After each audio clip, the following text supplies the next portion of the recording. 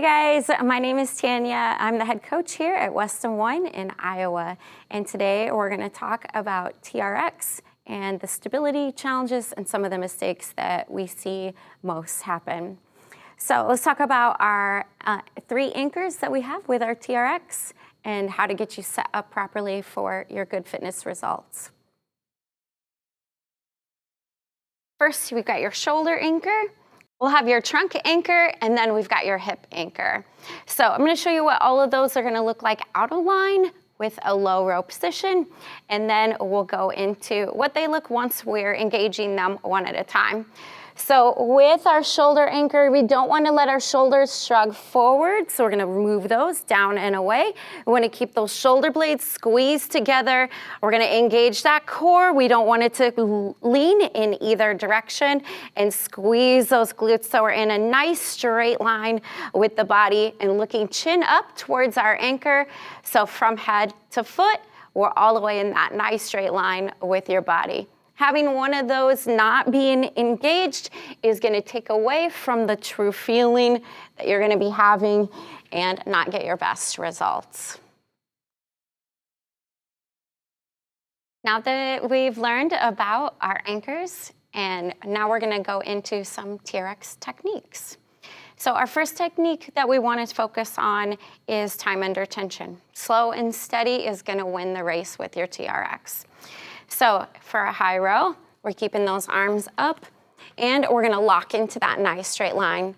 As we lower away from the wall, we want to be steady and controlled, really feeling that squeeze as we're coming back up and keeping our body in that nice straight line and all of our muscles being engaged.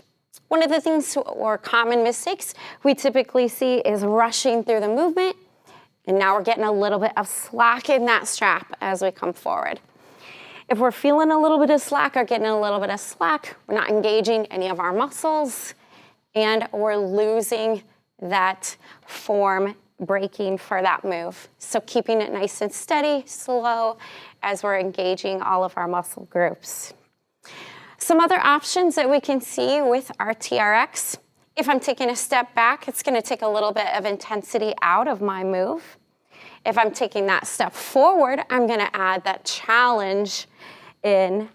And we're going to see a little bit of instability with our core if we're stepping those feet together or bringing them open for our stability and keeping nice and steady on those reps.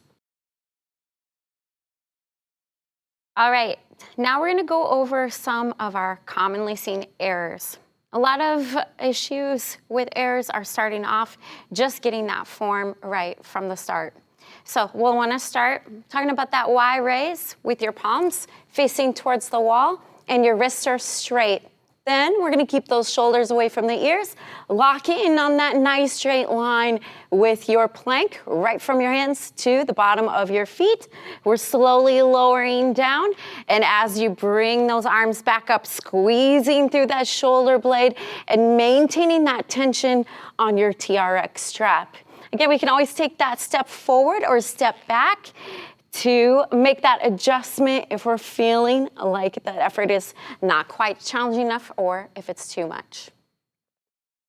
All right, now we're going to review the pull-up. So keeping those shoulders rolled back, hands towards the hips, and arms should be fully extended. I'm going to hinge right at that hip as I slowly lower myself down towards the floor. And then the first thing that's going to move, and I'm going to show you this first effort in that slow motion. So just pulling through the arms till you're about that seated position. And then we're going to fully extend those arms, and our legs are going to slightly kick in right at the top and that tension on your TRX. So in a little bit more aggressive pace, we're sweeping that motion right up to the top. But 80% with that upper body power pulling you to that standing position. Next move we're going to be talking about is our Trx Tricep Extension and going into our proper form and some commonly viewed mistakes. So we'll want to start with that kickstanded position and bring your hands or handles right to your temples. We're gonna make sure those elbows are down and away, or shoulders down and away, and elbows are lining up, framing that face. Then we're gonna drop that back foot and go into our plank position and keep that nice straight line with the body. Pushing with those arms up and away, and then rehinging right at your elbow, and those handles coming right back to your temples. Remember, we don't want to let those elbows flare, so we're going to lock those into place, and we're not shrugging through that shoulder, and keeping our body in a nice straight line to get those maximum results through that tricep extension. All right, with our TRX, our bottom foot cradle, and we're going to talk about how to get your feet into that for the easiest way. So the easiest way is grab a mat and start on your knees. And then we are going to loop the bottom of your shoe into that cradle. And then you're going to place one hand on the floor for that support and fish for that foot. Our shoulders back. Then we're going to lift those knees, engage through the core as you squeeze in for a knee tuck and that TRX. Drop those knees back down, and we can get our feet easily right back out. I'm also going to show you another fun or maybe an advanced tip that you can do with the TRX called a dirty sock method. So we're going to grab our TRX and have them right in front of us. I'm going to put my right foot across in the opposite TRX strap.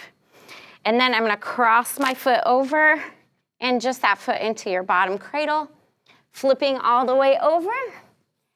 And that is our advanced move to get those feet in. All right, guys, so hope you learned a lot about the TRX today. If you have any questions going forward, make sure you ask your coaches. They're very knowledgeable about our TRX and how to get you those great results. Happy TRX engaging.